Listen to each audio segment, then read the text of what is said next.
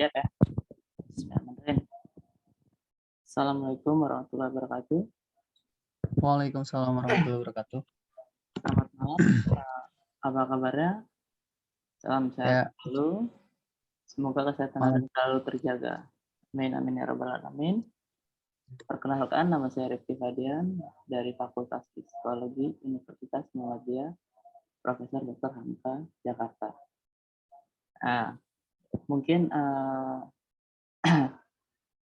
panggilnya enaknya gimana? Anda, kamu, atau gimana? Aksa aja. Kalau nggak, Anda ya nggak apa-apa. Oke, baik. Mungkin Anda bisa memperkenalkan diri dan bercerita sedikit ya tentang diri Anda. Silakan. Baik, nama saya Aksa Maulid Firdaus, kelahiran tahun 99, kemudian asal Kuningan, dan saya berkuliah di Fakultas Jurusan Psikologi di UHAMKA juga. Kemudian mungkin lagi ya. Ya kayak gimana ya? Ya itu sih mungkin segitu aja. Iya, oke, nggak apa-apa, siap. Berarti kamu ini ya, psikologi ya? Iya. Oke, baik. Pada malam hari ini saya akan melakukan wawancara atau perbincangan dengan Anda ya, terkait permasalahan yang ada di dalam diri kita gitu. Nah, saya akan mengajukan beberapa pertanyaan kepada Anda dan mohon berkenan untuk memberikan informasi karena Anda adalah salah satu narasumber yang saya butuhkan. Waktu untuk wawancara ini diperkirakan 10 hingga 15 menitan ya. Apakah Anda bersedia? Baik, saya bersedia. Baik, jika kamu bersedia, berarti apakah Anda juga berkenan untuk saya rekam selama proses wawancara ini? Saya bersedia. Oke, baik. Bersedia ya. Oke, berarti saya manggilnya enaknya Aksa, Muhammad, atau Firdaus ini? Aksa aja. Oke, Aksa. Baik, Aksa. Kita masuk dalam proses wawancaranya. Yang saya ingin tanyakan yaitu, apakah Aksa pernah mempunyai salah satu masalah yang terbesar dalam hidup? Mungkin bisa diceritakan dan diberikan atau berbagi dengan kita. Ya, masalah itu bakal selalu ada ya, Bang. Apalagi yang saya alami itu di umuran sekarang tuh kayak quarter crisis gitu kan. Nah, dan kayak itu salah satu masalah terbesar. Dan ada lagi yang lebih besar kayak saya kan kuliah nih. Iya. Udah mau nah itu tuh saya belum bekerja, Bang. Belum bekerja dan belum bisa menghasilkan uang. Itu sih masalah terbesar. Jadi kayak masih beban orang tua gitu. Baik, mungkin saya bisa menanggapi sedikit ya. Selama orang tua masih sanggup membiayai kita untuk melakukan pendidikan, utamakan kita tuh untuk menyelesaikan pendidikan kita saat ini ya. Mungkin untuk masalah pekerjaan itu bisa menyusul. Yang penting saat ini kuliahnya rapi, tidak terlalu lama ya, yang ibaratnya membebani biaya gitu ya untuk keluarga. Mungkin dengan hal-hal itu bisa meringankan orang tua lah. Ya, jadi kamu juga nggak usah merasa, wah saya belum bisa ngasilin duit, belum bisa kerja, untuk sekarang fokus dalam pekerjaan. Mungkin seperti itu ya. Atau ada gimana lagi? Ya, itu sih menurut saya masalah terbesar saya ya.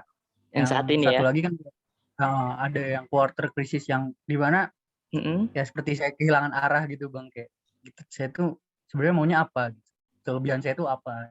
Kan kayak itu kayak bingung deh gitu. Berarti Dengan segala sekarang hal. Anda mulai merasakan titik di mana bingung ya arah mau kemana, tujuannya mau kemana, nanti mau ngapain ya. Nah, seperti itu. Oke, Iya. mungkin buat hal yang itu kamu bisa menggali diri kamu lebih dalam ya, maksudnya seperti kesukaan kamu tuh seperti apa gitu. Kamu suka ngapain aja.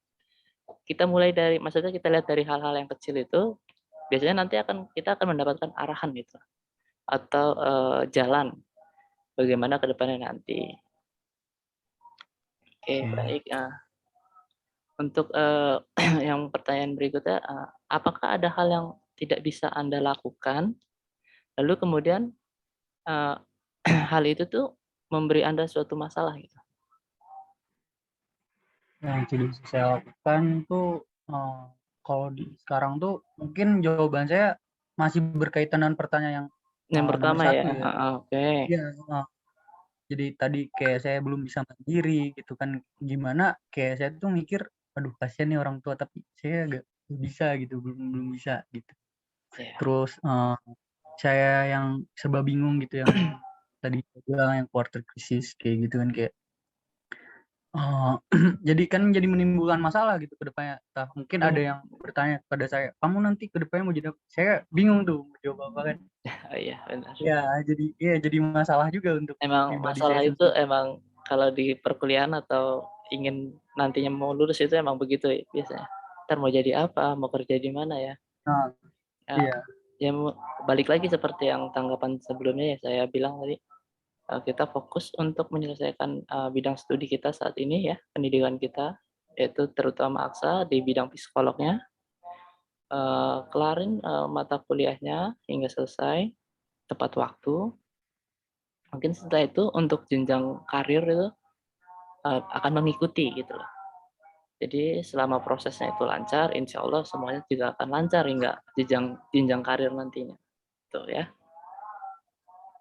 Oke, untuk, pertanyaan berikutnya yaitu, setting sosial yang, paling mengganggu Aksa dalam kehidupan Anda itu seperti apa ya? mungkin, untuk mengganggu, lebih ke menghambat kali ya, kayak, Ah, oke. tuh orangnya tuh gampang terlena gitu. Jadi saya paling nggak Mmm, bisa bergaul sama orang-orang yang emang santai, bermain. Jadi kayak saya tuh emang nanti kebawa gitu, oh, iya seperti iya, itu. paham paham.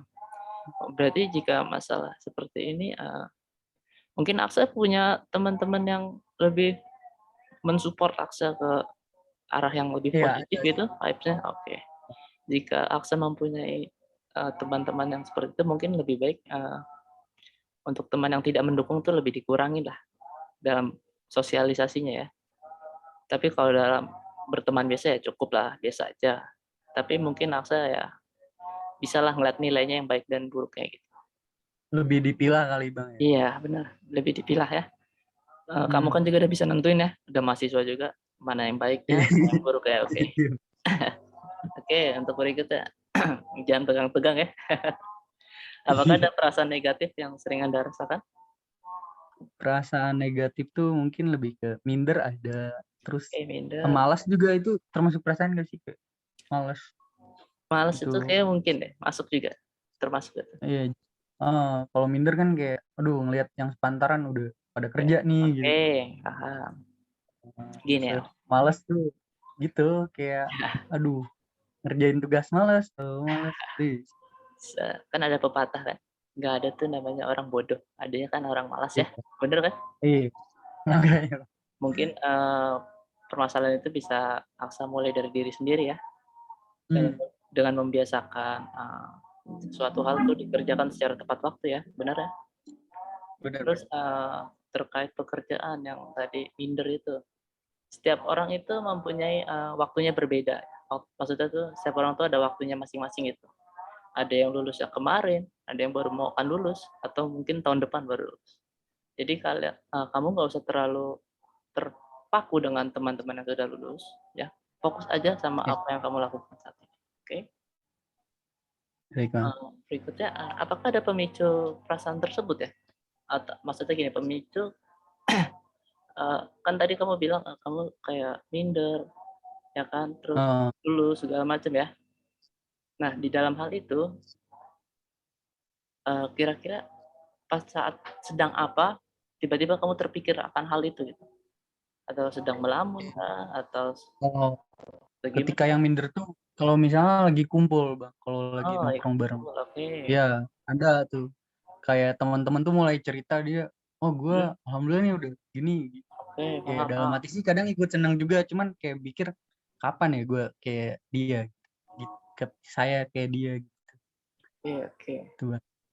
Terus Jadi, kalau yang males tuh muncul, kalau emang lagi banyak tugasnya tuh kayak dari dosen ini ada itu kayak aduh gitu kayak bingung tuh.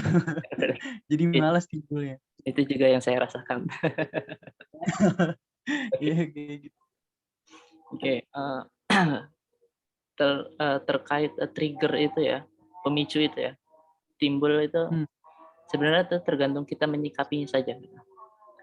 Kalau kita menyikapinya positif, insya Allah kita juga akan berpikiran positif ya, tanpa terkecuali ya, maksudnya jangan kamu jadikan suatu apa ya, trigger itu atau pemicu tersebut itu sebagai yang ngebuat kamu tuh lebih ke ranahnya tuh yang ngedrop ya, yang vibes-nya tuh negatif gitu.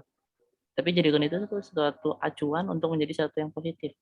Teman saya udah lulus, udah kerja, pasti saya bisa. Bener kan? Nggak Iya, mungkin iya. dong, ya kan?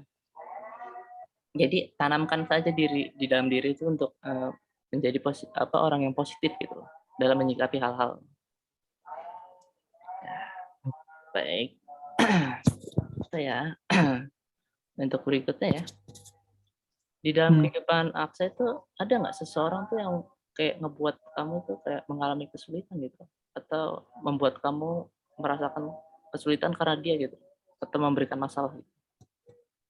Kalau menurut diri saya sih yang yang paling memberikan kesulitan tuh kayak diri saya sendiri sih Bang. Kayak apa ya? Ah, Dengan faktor yang dipengaruhi yang seperti tadi. Saya tuh kan Abang tadi kayak bilang coba deh kamu tuh kalau kena trigger pikirnya jadi lebih memicu semangat. Nah, kalau mhm. saya tuh malah kayak ngedrop, ngedown gitu kayak. Oh, Ya, ngedon. jadi kalah sama pikiran sendiri gitu kayak. Oke. Jadi gimana ya? Saya juga gak bisa kayak nyalahin orang lain kayak emang bener saya sendiri yang harus dibenerin dulu gitu. Kalau menurut saya sih gitu. Jadi Berarti saya ini rasa diri saya sendiri. berarti ini terkait mindset kamu ya? Benar Iya, ya? Oke. Berarti iya, kurang lebih. menanggapi pertanyaan yang sebelumnya gitu ya, kan saya bilang untuk menanamkan positive vibes gitu ya. Jadi mulai sekarang kamu bisa merubah mindset kamu ke arah yang lebih positif ya. Mungkin Iya. bisa dengan sisi rohani ya, seperti menjalankan ibadah, kewajiban kita sebagai umat muslim ya. Itu akan sedikit membantu dan meringankan seenggaknya ya. Kita jadi tahu akan arah yang baiknya yang mana, yang buruknya yang mana, bisa menyikapi segala masalah ya. Jadi ya kamu juga bisalah, yang tadi kamu juga bilang sendiri kan, untuk lebih bisa memilah dan memilih ya, baik dan buruk, yang mana itu bisa dijadikan acuan, yang mana itu tidak bisa dijadikan acuan. Seperti itu. Oke, sekarang pertanyaan berikutnya itu menurut Aksa nih, hidup yang lebih baik itu seperti apa? Menurut Hidup pemikiran yang kamu? lebih baik. Mhm. Hidup akan lebih baik tuh Ini bila sih Bang, seperti apa dan bagaimana mungkin bisa dijelaskan? hidup yang lebih baik tuh kalau menurut saya selalu kayak misalnya kalau di perkuliahan lah contoh kecilnya kayak ngerjain Mhm, tugas tepat waktu oke. kayak gitu. Bangun pagi terus bisa Mhm, nge-keep maksudnya ngejaga diri juga dari lingkungan oke, tuh. benar. Seperti Berarti itu sih Bang. berarti Karena ini tuh berarti seperti kayak bagaimana cara Aksa tuh kayak memanajemen diri sendiri ya, bener nggak? iya, Dari iya, bagi iya. waktu, terus mengerjakan apa, tugas, dan Hmm, pergaulan dengan temannya.